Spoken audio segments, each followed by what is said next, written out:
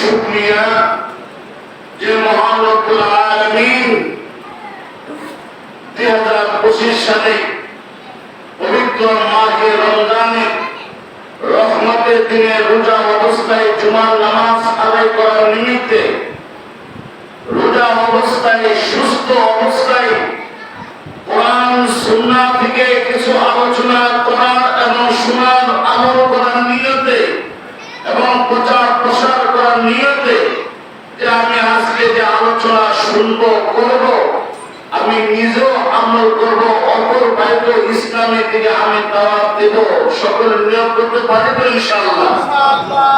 আল্লাহ রাব্বুল আলামিন আমি গুনাহগার আপনাদের সম্মুখে সূরা বাকারার 183 নম্বর এবং 184 নম্বর আয়াত আপনাদের সম্মুখে তেলাওয়াত করেছি।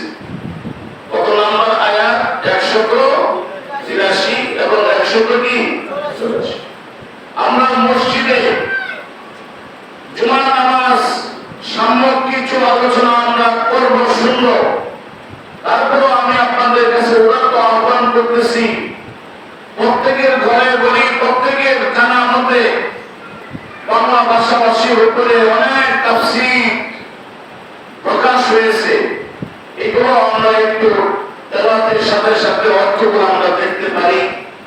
দেখার দ্বারা আমার আপনার মনের যত সংশয়, মনের যত দুর্বলতা, মনের যত সন্দেহ দূর হয়ে আল্লাহ রাব্বুল আলামিন আমার আপনার অন্তরের মধ্যে হেদায়েতের নূর জ্বালানোর ব্যবস্থা করে দিলেন। সুবহানাল্লাহ। স্মরণ করতেছি সুদূর বাংলাদেশ থেকে মহানবী মুহাম্মদ রাসূলুল্লাহ সাল্লাল্লাহু আলাইহি ওয়াসাল্লামের উপরে লক্ষ কোটি দরুদ ও সালাম আল্লাহ রাব্বুল আলামিন নাযিল করুক। অন্তর খুলে বলে আল্লাহুম্মা আমিন।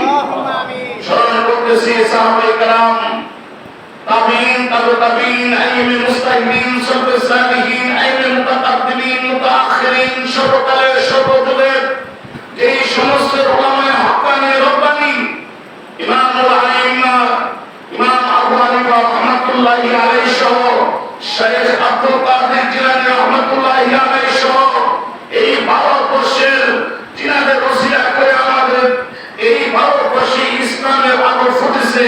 হযরত খাজা মঈনুদ্দিন চিশতি রাহমাতুল্লাহি আলাইহি, হযরত শাহজালাল রাহমাতুল্লাহি আলাইহি সহ বিশেষ করে বাংলাদেশের অত্যন্ত সুপরিচিত ইরানের বীর, অত্যন্ত আমার আপনার অত্যাধিক রাহবর চরমনায় পিসাব হযরত ঈসা রাহমাতুল্লাহি আলাইহি সহ বাংলাদেশের সুনামধন্য রাহবর ছিলেন।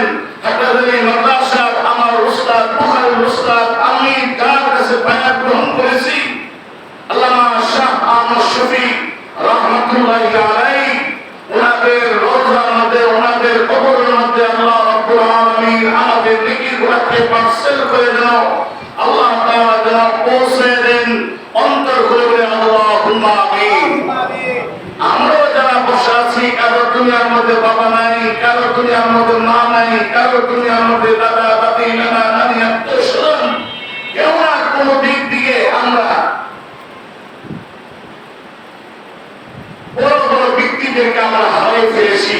কথা ঠিক থেকে বেশি মনের মধ্যে অনেক কষ্ট। নামাজ আদায় করার পরে বাসায় গিয়ে মা বলে ডাক দেওয়ার মতন কি নাই, আর সুযোগ, আর একটু জোরে বলেন আর সুযোগ, বাবা বলে ডাক দেওয়া আর কি নাই সুযোগ। মেরে ভাই দুষ্ট বলুন, আমারও আপনারও এই দুনিয়া চিরকাল থাকতে পারবো না, চলে যেতে হবে। একটু জোরে বলেন চলে যেতে হবে কি হবে না? আমি আপনি স্বেচ্ছায় যেতে পারবো না, আল্লাহ পাক যখন সারা দেয় ডাক দেয় তখন যেতে হবে। আল্লাহ পাক যখন কি দেয় ডাক, মেরে ভাই দুষ্ট বলুন, আমি আপনাদের সম্মুখে 183 নম্বর যে আয়াতটুকু আপনাদের সম্মুখে তেলাওয়াত করেছি। আজকে আমার বয়ানের মূল লক্ষ্য হলো তিনটা বিষয়ের কারণে রোজা ভঙ্গ হয়ে যায়। জোরে বলেন কয়টা বিষয়? আর একটু জোরে বলেন কয়টা? তিনটা। তিনটা বিষয় যদি আমাদের আপনার মধ্যে ঘটে যায় তাহলে আর রোজাদার ব্যক্তি থাকে না, তার রোজা কি হয়ে যায়? নষ্ট হয়ে যায়। আমার আপনার এই বিষয়গুলা জানা দরকার আছে কি আছে না? আর একটু বলবেন জানা দরকার আছে কি আছে না? আল্লাহ রাব্বুল আলামিন 183 নম্বর আয়াতের মধ্যে তাকে বলতেছেন, ইয়া আইয়ুহাল্লাযীনা আমানু, হে মুমিনগণ, চলে বলেন আলহামদুলিল্লাহ। আমরা যারা আসছি সকলে আমরা কি? একটু জোরে বলেন, আমরা সকলে কি মুমিন? এটা আমরা খুশি না বেজা? কম না বেশি? আল্লাহ তাআলা বলতেছেন, কুতিবা আলাইকুমুস সিয়াম, তোমাদের উপরে, কুতিবা আই ফরিদা, তোমাদের উপরে রমজান মাসের সিয়াম, রমজান মাসের উপবাস, সুবহ সাদেক থেকে নিয়ে সূর্য অস্ত যাওয়ার আগ পর্যন্ত, অনাহার থেকে, এবং স্বামী এবং স্ত্রী যৌন যে মিলন, তার থেকে বিরত থাকতে হবে। সুবহ সাদেক থেকে নিয়ে কতটুকু পর্যন্ত? সূর্য অস্ত যাওয়ার আগ পর্যন্ত। এবং তার সাথে সাথে ফরজ রোজা নিয়ত করতে হবে। একটু জোরে কি করতে হবে? নিয়ত করতে হবে। নিয়ত মানে আমি রমজানের রোজা আল্লাহ রাব্বুল আলামিনের সন্তুষ্টির চিত্তে আমি রমজানের রোজা রাখতেছি, এই কথাটা অন্তরের মধ্যে জানা দেওয়া, অন্তরের মধ্যে এটাকে চর্চা করা এবং মুখ দিয়ে এই কথাটাকে স্মরণ করে, আল্লাহ আপনার জন্য আমি আগামীকাল রমজানের রোজা রাখতেছি, আপনার নিয়ত কমপ্লিট হয়ে গেছে, বলেন আলহামদুলিল্লাহ। তারপরে আমরা যেটা করি, নাওয়াইতু আন আসুমা গাদান মিন শাহরি রমাদানাল মুবারাক ফাতাল্লাকা ইয়া আল্লাহ ফাতাকাব্বাল মিন্নি ইন্নাকা আনতাস সামিউল আলিম। এটা হলো সুন্নাহ। আল্লাহ রাব্বুল আলামিন যে নাকি প্রাপ্ত বয়স্ক, যে ব্যক্তি সুস্থ এবং যে ব্যক্তি মুসলমান, একটু জোরে বলেন, যে কি মুসলমান, যে কি প্রাপ্ত বয়স্ক নর এবং নারী, এবং যে ব্যক্তি কি সুস্থ, বোঝা গেল পাগলের উপরে বোঝা কিনা? আর একটু জোরে বলেন, পাগলের উপরে বোঝা কিনা? রোজা যদি পাগলের উপরে ফরজ না হয় তাহলে নামাজও পাগলের উপরে কিনা? বোঝা গেল শিশু, অবুঝ, প্রাপ্ত বয়স্ক এবং বয়স্কা হয় নাই, তার উপর রোজা কিনা? একটু জোরে বলেন, রোজা কিনা?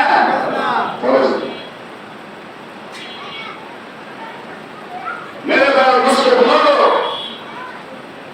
আল্লাহ রাব্বুল আলামিন বলতেছেন, যেমনি ভাবে তোমাদের পূর্ববর্তীদের উপরে রোজা ফরজ করেছিলাম, তোমাদের উপরও আমি রোজা ফরজ করেছি, লাআল্লাকুম তাত্তাকুন, যাতে তোমরা খোদা ভীরু হতে পারো। বলো সুবহানাল্লাহ। তাকওয়ালা যাতে তুমি হতে পারো। তাহলে বোঝা গেল রোজাটা অন্তরের সাথে সম্পৃক্ত। একটু জোরে বলেন, রোজাটা কিসের সাথে সম্পর্ক?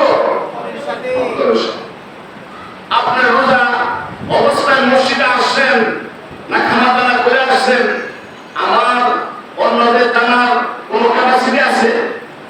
একটু জোরে বলেন, ক্যাপাসিটি আছে?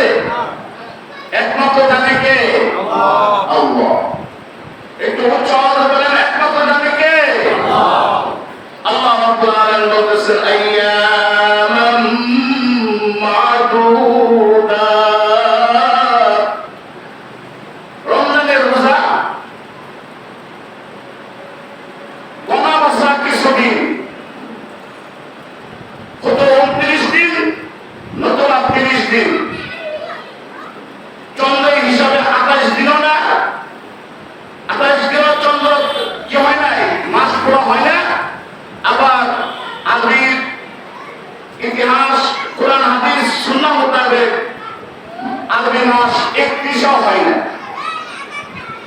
আমাদের বাংলা এবং ইংরেজি মাস 28 তারিখে হয়, আবার কি 31 তারিখে।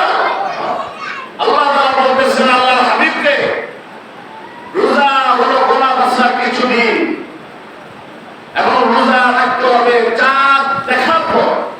একটু জোরে জোরে বলুন সুবহানাল্লাহ। আল্লাহ তাআলা বলতেছেন রোজা কার উপরে ফরজ? যে ব্যক্তি মুসলমান, যে ব্যক্তি সুস্থ, এবং যে ব্যক্তি কি প্রাপ্ত বয়স্কা মানে কি নর এবং কি। আল্লাহ তাআলা বলতেছেন ফামান কানা মিনকুম মারিদান আও আলা সাফারিন ফাইদ্দাতুন মিন আইয়ামিন উখর। তোমাদের মধ্যে যদি কেউ অসুস্থ হয়, বা কেউ যদি সফর করে, সফর বাংলাদেশ থেকে ইন্ডিয়া গেল, ফ্রান্স, জাপান, ইতালি, সৌদি আরব, মক্কা, মদিনায় বিভিন্ন জায়গায় রোজা অবস্থায় যদি সে কি করে সফর করে, আমাদের ইমাম দুনিয়া ইমাম আবু হানিফা রাহমাতুল্লাহি আলাইহি ফরমান 40 মাইল 3 দিন 3 রাত রাস্তা যদি কেউ অতিক্রম করে, 48 মাইল অতিক্রম করার পরে ওই ব্যক্তিরা মুকিম থাকে না, ওই ব্যক্তিরা কি হয়ে যায়? আর বুঝতে পারেন কি হয়ে যায়? মুসাফির। মুসাফিরের জন্য রমজানের রোজা ছাড় দেওয়া হয়েছে, মাফ করা হয় নাই।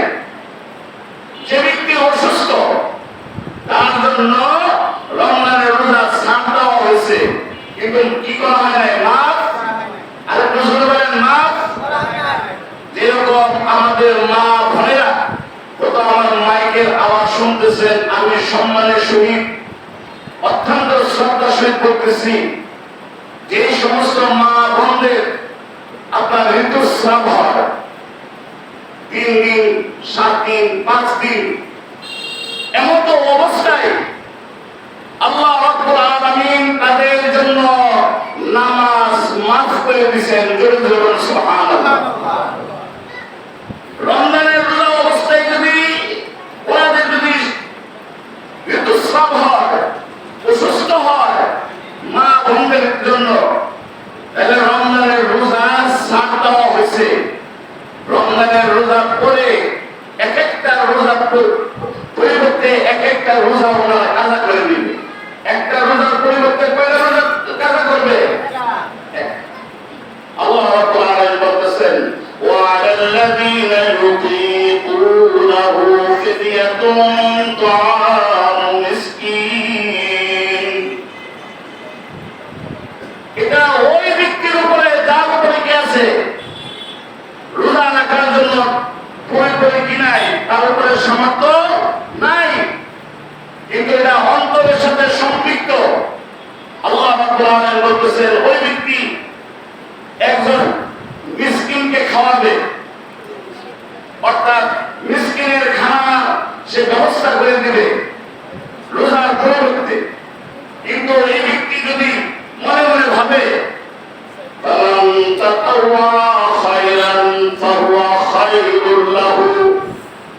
সে যদি ভাবে যে আমার সামর্থ্য আছে, আমি ভালো কাজ অর্থাৎ রোজাটা রাখতে পারবো, তাহলে তার জন্য ওই রোজাটা রাখাই উত্তম। যদি বলুন সুবহানাল্লাহ। আল্লাহ রাব্বুল আলামিন বলতেছেন ওয়া তাসুমু খায়রুল লাকুম। সে ব্যক্তি যেন রোজা রাখে, আর সে যদি মনে মনে ভাবে আমি যদি রোজা রাখি আমার স্বাস্থ্যগতভাবে সমস্যা হতে পারে, মুসলিম কোন ডাক্তার যদি তাকে কোনো পরামর্শ দেয় যে আপনি যদি রোজা রাখেন তাহলে আপনার স্বাস্থ্যগত সমস্যা হবে, আমার এবং আপনার সমাজের মধ্যে, ফ্যামিলির মধ্যে, এলাকার মধ্যে এরকম অসুস্থ মা এবং বোন, বৃদ্ধ, বয়স্ক এবং বয়স্কা, এরকম মুরব্বী কারাম আছে না? আল্লাহ রাব্বুল আলামিন বলতেছেন ওয়া আন তাসুমু খায়রুল লাকুম। ওই ব্যক্তির জন্য রোজা রাখাটাই উত্তম। ইন কুনতুম তা'লামুন, যদি তোমরা জানতে পারো, বুঝতে পারো এই রোজার ফজিলত কম না বেশি। আর আরেকটু জোরে বলেন কম না বেশি? কেমন বেশি? আল্লাহর হাবিব রাসূল করিম সাল্লাল্লাহু আলাইহি ওয়াসাল্লাম ফরমান মান সামা ঈমানান ওয়া ইহতিসাবান গুফিরা লাহু মা তাকাদ্দামা মিন যামবিহি ওয়া মা তাআখার। আল্লাহর হাবিব আখির পয়গম্বর মুহাম্মদুর রাসূলুল্লাহ সাল্লাল্লাহু আলাইহি ওয়াসাল্লাম ফরমান ও আমার উম্মতরা ও আমার সাহাবারা, কেউ যদি আল্লাহর উপরে পূর্ণ আস্থা রেখে বিশ্বাস রেখে রমজানের যদি রোজা রাখে, রমজানের রোজার পরিবর্তে আল্লাহ রাব্বুল আলামিন আমার উম্মতের সামনের এবং পিছনের জীবনের সমস্ত গুনাহ খাতা আল্লাহ রাব্বুল আলামিন ক্ষমা করে দেওয়ার ব্যবস্থা করে দিবে।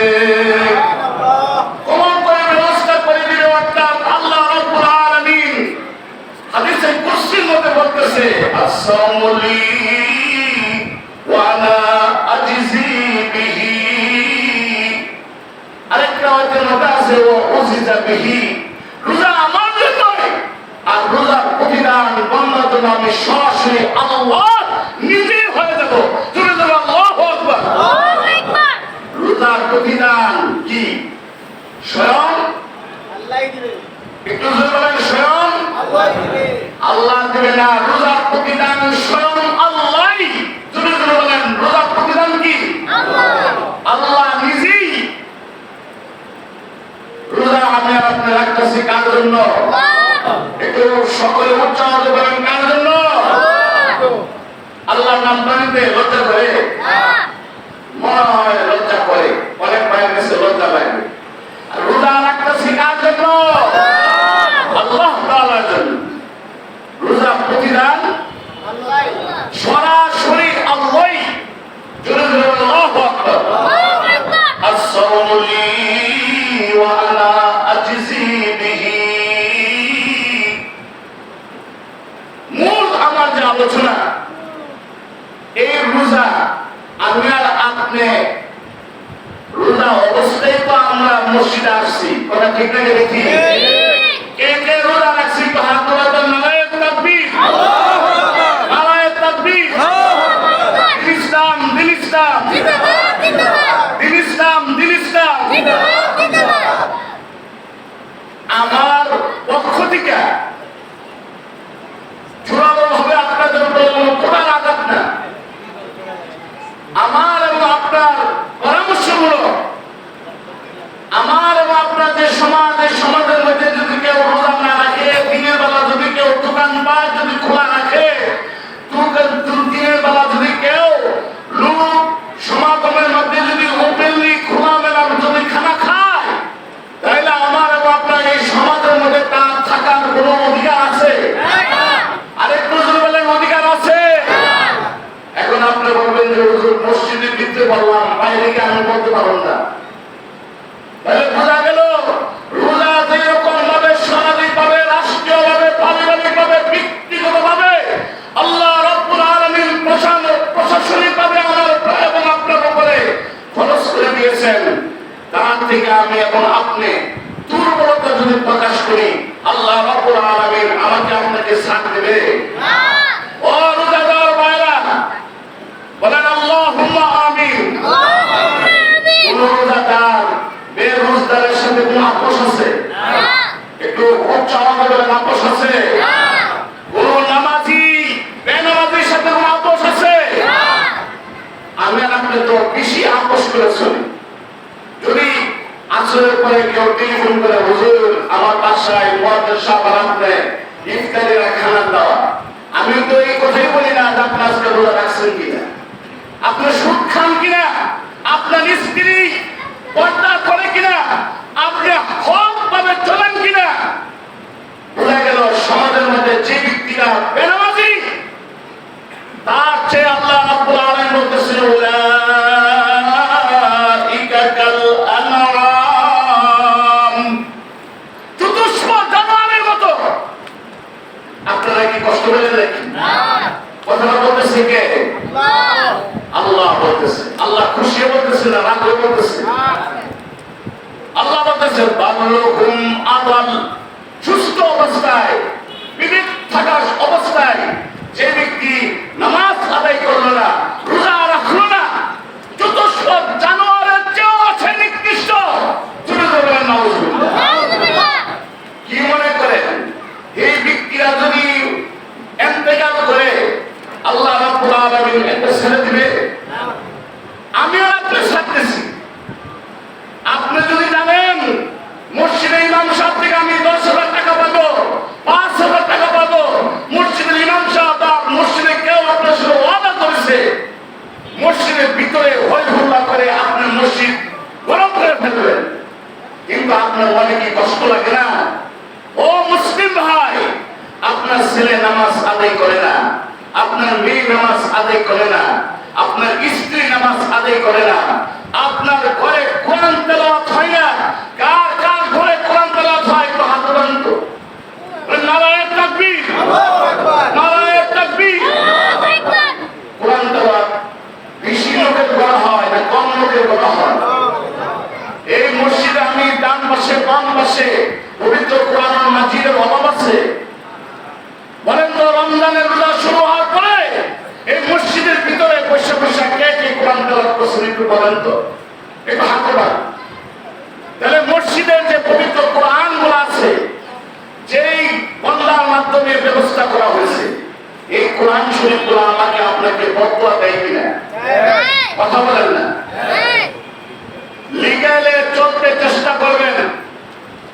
ইমাম সাহেবকে বলতেছে বলুন সামাজিকতা রক্ষা করে চলবেন, দেশের আইন মেনে চলবেন। আমিও আপনাকে কোরআন থেকে আহ্বান জানাচ্ছি, আপনি দেশের আইন মানলে হবে না, ব্যক্তিগত ভাবে চললে হবে না। সব কিছু যেই জায়গায় শেষ, আল্লাহর আইন মোতাবেক আপনার জীবন পরিচালনা করতে হবে, না হলে আপনার প্রত্যেকটা অক্ষরে অক্ষরে আল্লাহ রাব্বুল আলামিন আপনার এই পাঞ্জাবি কালামে ধরে কঠিন কিয়ামতের ময়দানে কাঠ করা আমাদের তারা করে আল্লাহ হিসাব নিবে, ছাড় দিবে না। আল্লাহ বলেছেন ইন্না বাতশা রাব্বিকা লাশাদীদ। বান্দা আল্লাহ ধরা খুব শক্ত ধরা। কথা ঠিক থেকে গেছে? আপনার যুক্তি যে জায়গায় শেষ, আপনার বিদ্যা যে জায়গায় শেষ, আপনার যত কিছু শক্তি যে জায়গায় শেষ, ওই জায়গা থেকে শুরু হলো কার আইন? আরে বুঝতে বলেন কার আইন? আল্লাহ রাব্বুল আলামিনের হাবিব বলতেছেন তিনটা কারণে রোজা ভঙ্গ হয়ে যায়। একটু জোরে বলেন কয়টা কারণ? আর একটু জোরে বলেন কয়টা কারণ? ইচ্ছা করে যদি কেউ খাইয়া ফেলে, ইচ্ছা করে সে খানা খাইয়ে ফেলছে। দ্বিতীয় নাম্বার, ইচ্ছা করে যদি কেউ স্বামী স্ত্রীর সাথে বা স্ত্রী স্বামীর সাথে যদি মেলামেশা করে, দেখা সাক্ষাৎ করে, তাহলে রোজা থাকবো না রোজা চলে দেবো? আর একটু জোরে বলেন থাকবো না চলে দেবো? আপনি যুক্তি দিবেন করে দেবো রোজা। রোজা তো আমার কাছে বড় একটা অসহায়। নাউজুবিল্লাহি মিন যালিক। আমার ভাইরা, আল্লাহর কোন ইবাদতকে যদি আমি এবং আপনি যদি ঠাট্টা বিদ্রুপের সহিত দেখি, ছোট করে দেখি, তাহলে কিন্তু আমার এবং আপনার ঈমান আর নজরুলের ঈমান আমাদের রাষ্ট্রে সব ধরনের অপরাধের বিচার হয়, কিন্তু আপনারা যারা সমাজ পরিচালনা করেন, বেনামাজি বিচার কেউ করতে কি ইচ্ছুক? বেনামাজি বিচার করার দরকার আছে কি আছে না? কথা বলে না। আপনি বলবেন যে হুজুর আমাদের দেশটা তো ইসলামী রাষ্ট্র না। ইসলামী রাষ্ট্র না হলো সংখ্যাগরিষ্ঠ দিকে আমরা 95% আমাদের বাংলাদেশ মুসলিম। আল্লাহু আকবার। তারপরেও আমার ঘরে আপনার ঘরে বেরোজগার থাকে কিভাবে, বেনামাজি থাকে কিভাবে, আমার এবং আপনার ঘরে জিকির কোরআন তেলাওয়াত না করার মতো ছেলে মেয়ে থাকে কিভাবে? এই কারণে আমার এবং আপনার অন্তরের মধ্যে আল্লাহ রাব্বুল আলামিন উল্লাহ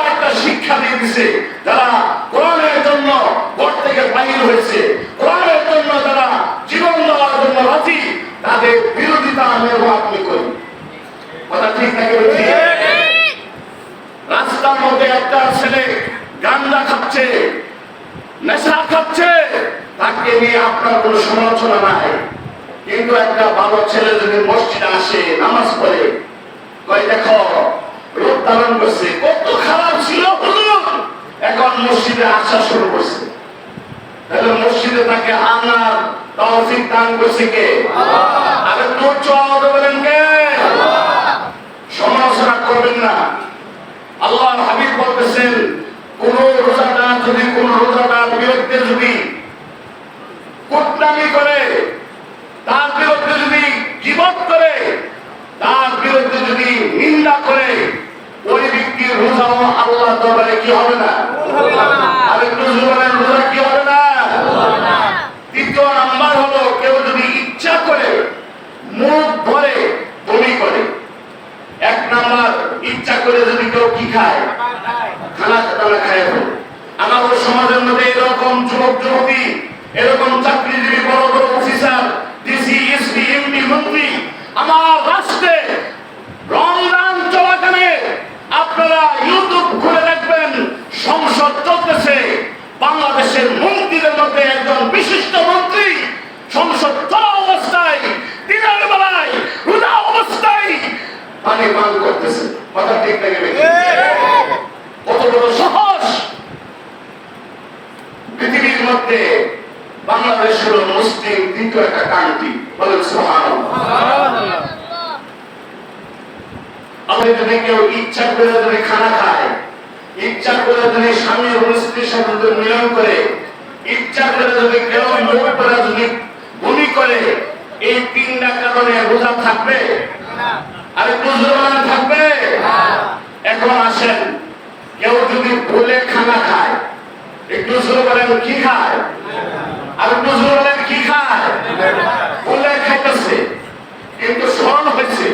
খুব লক্ষ্য করে শুনুন, স্মরণ হওয়ার সাথে সাথে যদি সে অফ করে দেয়, তাহলে ওই ব্যক্তির রোজা কি হবে না?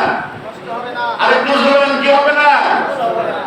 অনিচ্ছাকৃত ভাবে যদি স্ত্রীর সাথে সে মিলন করতে যায়, মনে হয়ে গেল, কিন্তু ওই জায়গা থেকে সে সরে আসলো, তাহলে তার রোজা কি হবে না? নষ্ট। ইচ্ছাকৃত ভাবে যদি বমি হয়, সে যদি অনিচ্ছাকৃত ভাবে যদি তার মুখ থেকে যদি বমি হয়, আর এই অবস্থায় যদি সে মুখের মধ্যে যদি ধরতে চেষ্টা করে, তাহলে তার রোজা কি হবে না? নষ্ট হবে না। আমরা সকলেই জানি, আমরা সকলে